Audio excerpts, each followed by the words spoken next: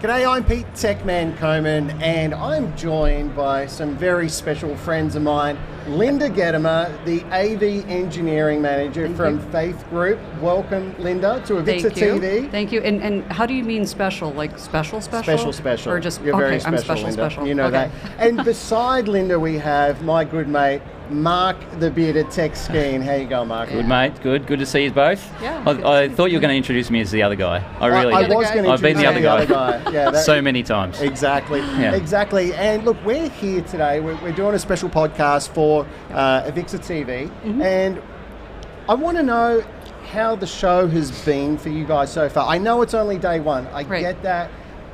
What's been happening for you, Linda? Well, I've been spending a lot of time in the West Hall today, looking at all the display technology, which is just, quite frankly, kind of overwhelming, just all the choices that are available these days. Yeah. I mean, it took me a good, almost hour to get through just a Samsung booth with all the great technology that they're showing over there. And of course, the word is pixel pitch. Pixel pitch, everything's getting tighter, everything's looking so much sharper, and it's amazing, to look back on InfoComm a couple of years ago to today and see those advances in the direct view LED technology. It's really quite amazing. And this morning you also hosted a panel. A VR panel, right? Yes, you should know you were on it. Which was good. That was exciting. I think it was great. Yeah. So, Linda, what pixel pitch are we currently down to, like, generally? Unlike most things, I actually like the smaller pixel pitch. So 0.6. 0.6 is. Where are we going to use 0.6? Control rooms? Yeah, I mean, 0.6, at 0.6, 0.7, I mean, you're really looking at, sure, at some point you're getting so small that, you're wondering what benefits are you reaping from that. Yeah. But if you really sit down and take a look at a 0.6 compared to a 0.9, there's just the fluidity of motion video on that. It gives you that sense of sharpness. That I think you can see the difference between 0.6 and 0.9 pretty well. Yeah, I think so. So especially when you have a close-up application. Right now I'm working with the Lucas Museum on their exhibit spaces, and that's who I was touring that booth with. Yeah. And you got to think in a museum application, you're going to be right up. They're showing artwork on these screens, and the guests at the museum are going to be able to walk straight up to it. Yeah, so they're standing, I was about to say metric, everything in metric, half a metre, which is just under 2 feet. Quick math. So from these screens. Yeah. The only thing I've seen down to is about 1.2 so far today, and I mean that looks Mickey Mouse. I think that looks fantastic. So looking forward to seeing that down to 0.6. And what have you been up to today, Mark? I mean, you've been walking around some of the halls. Yeah, I got into Central Hall. Look, there's a couple of key products that have caught my eye that I've been pretty amazed about. One is the Magewell Director Mini. I don't know if you've seen that. It's like this production studio in a box. This thing is portable. It's not even the word for it. Off tap is what it is. Put it in your back pocket and wander away with it. Yeah, encodes, decodes, SRT, every acronym you can think of, it's supporting it just about. So I'm really impressed with that product. I think it's going to be, I'm talking Australian dollars, but I think it's about $2,500. So it's probably about $12, I guess, when it comes to conversion. Inflation's a bit. Yeah, but I think that is going to be a ripper seller, a really big seller for Magewell, that's for sure. Yeah. What have you done, Pete? Well, we've obviously walked around and seen a couple of stands. I was on Linda's panel today, which is quite interesting. But I really liked, we went and had a look at the Barcode ClickShare soundbar. Earlier today, which was once again a very different product. It's not just another soundbar. We have a lot of soundbars out there in the market, but I liked that they were showing some innovation. They're kind of melding one of their core products into something that is used in a lot of meeting spaces. Right. That's a very logical step for them. Yeah. And they've done a really good job of just going, we know the room this suits. We're not going to say it's bigger than it should be or supporting rooms than it should be. It's going, here's our niche for this product, and this is like 4.5 meters, I think, was sort of the max space. Yeah. 15 feet. Yeah. 15 feet. Here we go again. Gotta love the imperial and metric conversion. I need a table in front of me. But yeah, I think they've done a great job with that, and that's hitting the markets now, so it's ready to go, right? It's good to see. Yeah, and you're right about them picking a market, right? Because we asked them about if there was anything on the roadmap for a larger bar, and they're like, no, adamant. This is it. This is it. We're targeting these smaller spaces, and they're doubling down on it, which I think is great. Yeah, I think that's a really good way to go with some products, because once you take a product and you start scaling it to all these different sizes, then you start wondering, well, what are the use cases for this? I mean, are you really going to use a soundbar in a very large room? Yeah. So if you target a specific market, then you can really do it justice, right? Yeah, so 100%. Yeah, 100%. And have either of you seen the gold NVX on the Crestron stand? No. Right, so they've got a gold NVX box mounted to the wall to commemorate the 1 million NVX boxes I was kind of hoping it would be in a perspex or a glass box with a lock on it and like a halo over the top and like, this would be... I was thinking the same thing, and I was thinking, can I touch it? Yeah, you have to put white gloves on. And I've got to hold it. But it was just on the wall. What if it was actually gold? It's probably the most expensive NVX that I've ever. That's pretty impressive, though, isn't it? 1 million sales worldwide, and I mean, I don't know, when was that released? 2017 or something like that. Like feels a like lot of boxes. Yeah.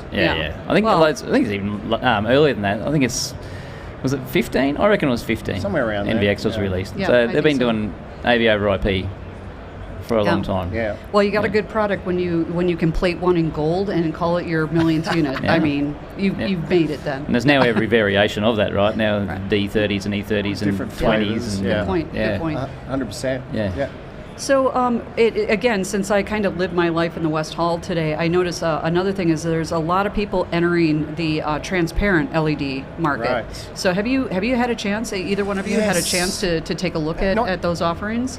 Not today, but last year at InfoComm, we came across MuxWave, I think it was. Was it MuxWave? Yeah. And that blew us away. Like it was actually the first stand we came across last year, and we saw that and we're like, wow. And we were probably there for an hour. I remember you mentioning that. Yeah, that was very impressive. Yeah. Is that what you saw, or you something else? I was taking a look at LG's, and I was over at Samsung, and on the front wall of Samsung's booth, they've got this gorgeous transparent LED, and then they have another one inside the booth on a smaller scale, so that you can actually walk around it and really get a feel for it.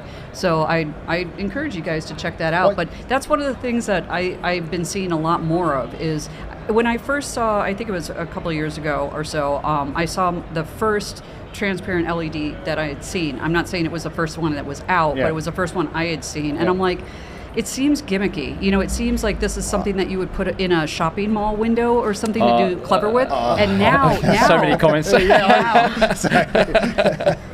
Look, and I don't think you were at ISE this year, were you? No. Yeah, like the classic use case was the external windows of ISE at the Barcelona Hall, whatever it's called, escapes me right now. Right. Fear de Barcelona. There you go. Barcelona, you got it. And so it was the perfect use case. They were using it exceptionally well. And that was MuxWave too. Was it? Yeah, I didn't know they sponsored all that, and they put their transparent LED at the front there. Yeah, and there was content going everywhere, left, right, and centre, of people going, "Wow, this is amazing!" Taking photos and video, and you can walk around the back of it, and have a good look at it. You can see quite clearly. Well, it's like on the buses and things like that they have. That film that they put on, it's basically the same thing, right? With perforated film, and they've got the LED. And to your point, Linda, like LG have been at this for a while. They've got a different approach to it, like the way that they do it. And I remember a couple of years ago, I went to their factory and they showed us, and the pixel pitch wasn't there, right? But I love the idea of the film. I love the concept, and I was hoping that they would continue to, pursue that. Yeah. So it'd be great to. I haven't seen them. I haven't seen it on their stand today, so something I'll have a look at tomorrow for sure. Yeah, and one of the products that I've been looking at, and I haven't seen it in person yet, is the media mesh which is basically, again, a transparent LED, but it's basically the LEDs are positioned at the nodes of a kind of rubberized clear mesh, so that it's extremely flexible. Right. And so, again, when I first saw the transparent LEDs, I'm like, this is really a super niche product. I can't see this taking off, and now I'm seeing more and more manufacturers doing it. So, I see a lot of it in Australia, actually. That's really taken off. A lot of retailers are putting it in their shop windows, and they've got this huge billboard, really for free, right? I mean, obviously it's costing them for the LED, but they're not paying an ongoing fee for it. But I was in London a few weeks back, and I went to Wembley Stadium, and they had the transparent LED on their stadium. They've got a big glass section there, and you walk up there's this main walkway that walks right up to the stadium, and you look straight ahead, and they've got this transparent LED going on in that glass, like in Barcelona. Yeah, LED's really matured, I think, in the last 12 months. It's just gone, now we've got these, and I said this, I think, at ISE, it's like, we've got the pixel pitch, getting it pretty tight. Now what else can we do with it? That's kind of, I feel like, that's where it's going. I was walking past the planar stand, and caught my eye because I'm working in education, and there's two 136 inch, I think it was, interactive LED, 1.2 mil pitch. How big was it? 136. I mean, how are you supposed to reach it? Yeah, okay. So I'm not sure you're going to do a lot of. I'm not sure you can do a lot of whiteboarding, or potentially if you're Linda, whether you can close the application. Comes with a free step ladder. Yeah, I know. I can barely reach doorknobs. I get it. But yeah, that definitely caught my eye. So I was like, okay, when you get the big names starting to take on that technology, it's like, okay, now it's really in town. Yeah. And I'm looking at them. The company I work for, Faith Group, we do a lot of work in aviation, airports, and a lot of the airports are looking to make their spaces just more interesting than walking through these sterile spaces. And in a couple of the airports I'm working on, they're looking at using the transparent LEDs because inevitably airports have these really big, tall, double height space with lots of glass, and sometimes the view is not always great, or it needs to be goosed up a little bit. So they're looking at covering these huge swatches. So question for you. Okay. Which side of the glass do you put it on? No, I'm serious. Like, are you facing it like for the people inside the airport, or are you facing it out? It depends on the application. So a bit of both. So some of them we're looking at. This is really for the people that are sitting in the airport, have a bit of time to kill, and we don't want them just like looking at a boring view out the window. So we're going to put it on the inside. But then there's also places that do want to put it outward facing. As an attract mode, or to make something look more welcoming. So don't you have to install it on the outside to see it on the inside? Isn't it the opposite way? Not necessarily. Not necessarily. Okay. Not necessarily. But it's funny you say that, because we're both staying at Resorts World. Oh my gosh! And they have the big. Technically it's transparent, I suppose, like to some extent. It looks like we're in LED prison because we've got the big LED bars going across our window. Because it's the giant hotel sign is. Right. But they gave us a porthole window to peek out of. So if I lean far enough, I can see like a corner of the sphere, from my window. But it just goes to show you, like, once again, it's still, as I said, you're kind of classifying that as a form of transparent LED. Right?